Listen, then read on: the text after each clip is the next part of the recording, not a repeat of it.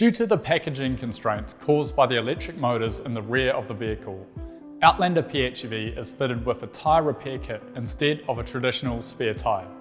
However, this is not a problem as the tyre repair kit is very effective, easy to use, and doesn't even require you to jack up the vehicle.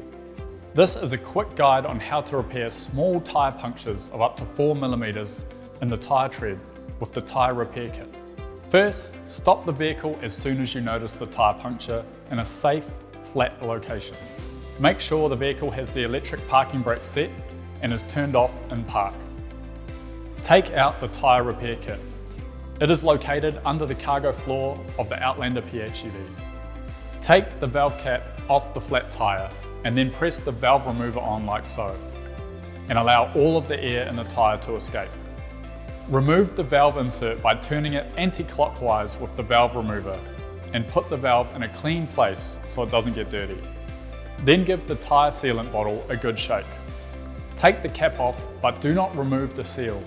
Then screw the filler hose onto the bottle. Press the hose onto the valve.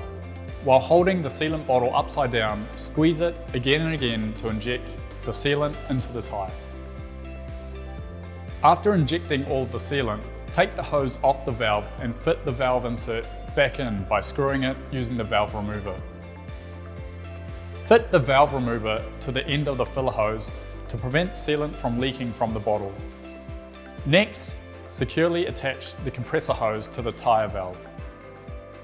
Place the compressor with the air pressure gauge on top, pull out the power cord and insert it into one of the accessory sockets of the Outlander PHEV, and press the vehicle start button once to put the operation mode into ACC. Now turn on the compressor and inflate the tyre to the specified pressure. This can be found on the inside of the driver's door frame.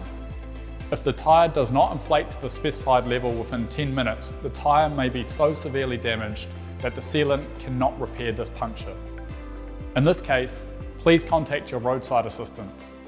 You can now turn off the compressor and unplug it from the 12-volt outlet. Next, it is advised to place the speed restriction sticker to your steering wheel to remind yourself not to exceed 80 km an hour. Now you must drive the vehicle so that the tyre sealant can spread evenly inside the tyre. Again, do not exceed 80 km an hour. After driving for 10 minutes or 5 km, check the tyre pressure using the air pressure gauge on the compressor.